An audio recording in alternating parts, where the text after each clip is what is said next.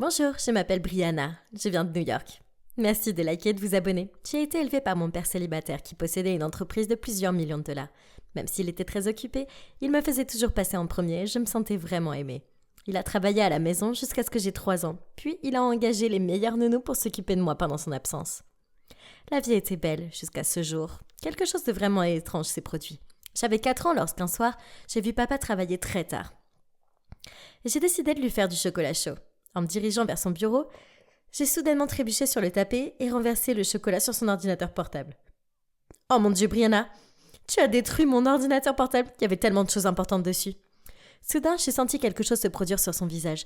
Je pouvais sentir mes lèvres, mon nez et mes joues se contracter de manière incontrôlable. Papa l'a remarqué et m'a immédiatement emmené chez le médecin.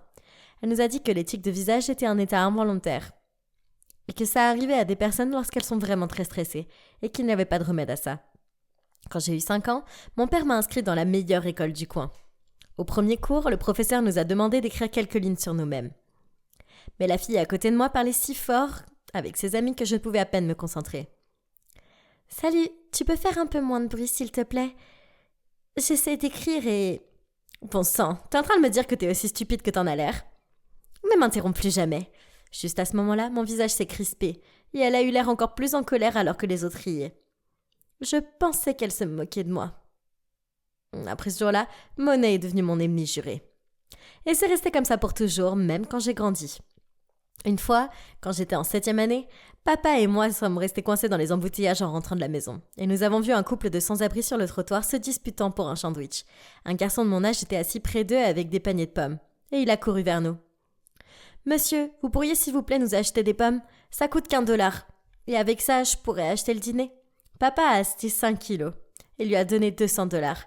Le visage du garçon s'est illuminé et il est parti en sautillant joyeusement. Pauvre enfant, il devrait être à l'école. Mais ses parents ne peuvent pas se le permettre. « Papa, pourquoi on fait pas ça ? Envoyons-le à l'école. S'il te plaît, on peut ?» Il a souri et il a hoché la tête. Une semaine plus tard, papa l'a inscrit dans mon école. Et quand le professeur l'a présenté à la classe, j'ai découvert qu'il s'appelait Jack. Il n'a pas semblé me reconnaître. Mais j'ai jamais mentionné que je l'avais déjà vu ou que mon père était celui qui l'avait aidé.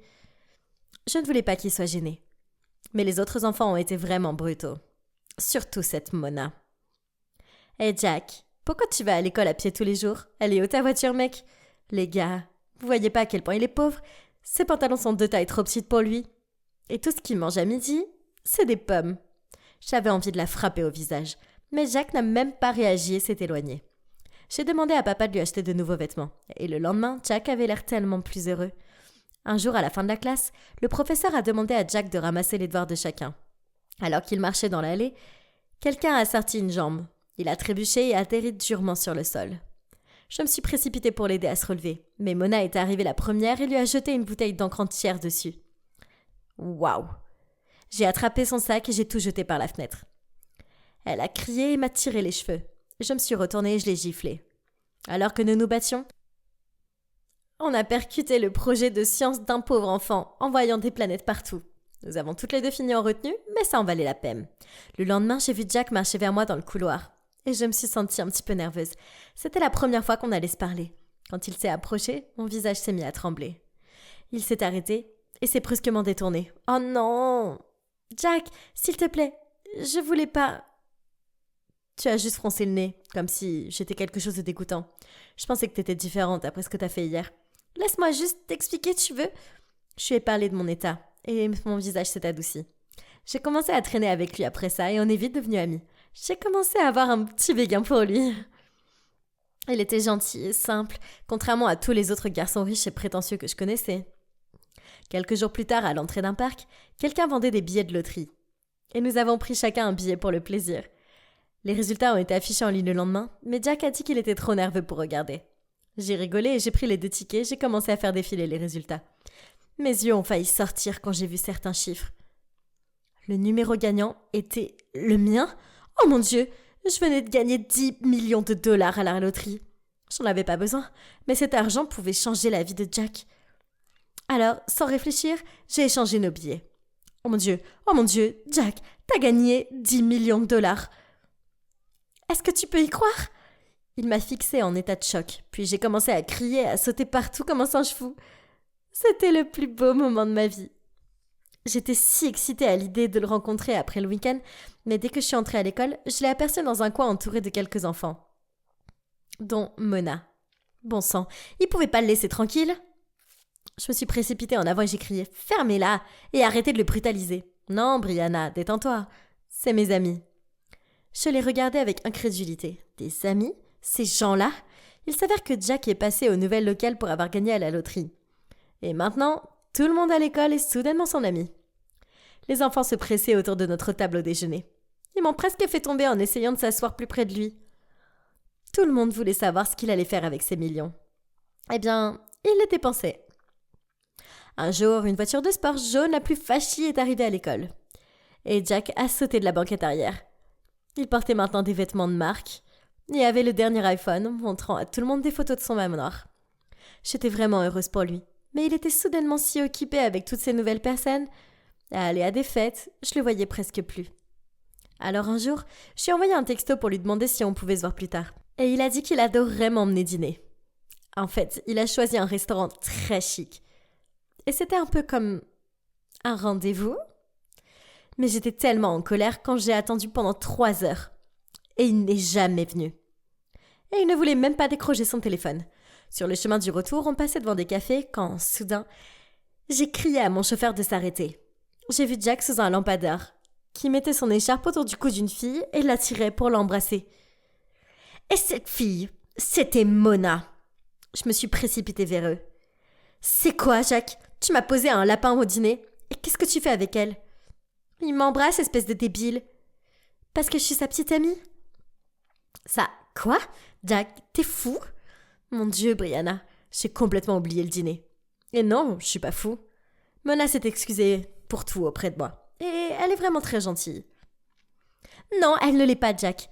Tu vois pas qu'elle est soudainement attirée par toi parce que t'es riche? Tout ça pour que les autres gens deviennent tes amis aussi? C'est quoi ton problème, Brianna? Pourquoi tu peux pas être heureuse pour moi? Ça te dérange que je sois plus ton pauvre ami? Celui que tu peux plaindre, dont tu peux t'occuper? Tu peux pas supporter que je sois aussi riche que toi maintenant. J'arrive pas à croire que tu puisses dire ça. Et soudain, mon visage s'est mis à trembler de façon horrible. Mon Dieu, je déteste quand ton visage fait ça. C'est tellement chiant. J'ai craqué, je l'ai giflé. Je sais même plus qui tu es. Et avec ça, j'ai couru jusqu'à ma voiture avec des larmes de colère sur le visage. J'avais le cœur brisé et j'ai raconté à papa tout ce qui s'était passé cette nuit-là. Je suis vraiment désolée, mon cœur, et je suis triste d'apprendre que Jack a tourné de cette façon. Il va bientôt réaliser qu'il a perdu la meilleure amie qu'il ait jamais eue. Eh bien, ça n'avait pas l'air d'être pour bientôt. Parce que lui et Mona étaient maintenant le nouveau couple le plus parfait de l'année. Je pouvais à peine supporter de regarder ces deux-là. Mais heureusement, les semaines suivantes, j'étais trop occupée à travailler avec les membres de mon club de sciences pour les voir. Des professeurs de Harvard venaient juger nos projets et nous avions une chance de gagner une place dans un programme d'été super exclusif. Quand ce fut mon tour de porter ma présentation, j'ai commencé à être vraiment très confiante. Mais à ce moment-là, j'ai aperçu Mona et Jack dans l'auditorium qui me montraient du doigt et me faisaient des grimaces. J'ai commencé à me concentrer, mais j'étais troublée. Mon visage s'est mis à trembler et j'ai perdu mes mots. Je me suis retournée pour partir, j'ai trébuché, je me suis écrasée sur notre projet. Comme j'avais vu Mona et Jack rire du coin de l'œil, je me suis levée et j'ai couru loin de là. J'arrivais pas à croire que mon meilleur ami était devenu un crétin rancunier, gênant. Je lui ai plus jamais adressé la parole. Quelques jours avant la fin du lycée, je passais devant le bureau du principal quand j'ai vu Jack à l'intérieur. « Qu'est-ce qui t'est arrivé cette année? T'as ignoré tous mes avertissements et maintenant tu as échoué dans 3 matières. Tu seras pas diplômé du lycée, tu vas devoir redoubler. » « Quoi? Allez, on peut sûrement trouver une solution. Et si je vous payais 10 000 $ et que vous faisiez disparaître mes mauvaises notes? Sortez de mon bureau, Jack. Je suis partie rapidement avant qu'il puisse me voir. Il était si intelligent, mais il n'avait fait que perdre son temps pour des choses stupides. Et Mona l'a publiquement largué le jour même où elle l'a découvert. Parce qu'elle a dit qu'elle pouvait pas sortir avec un loser.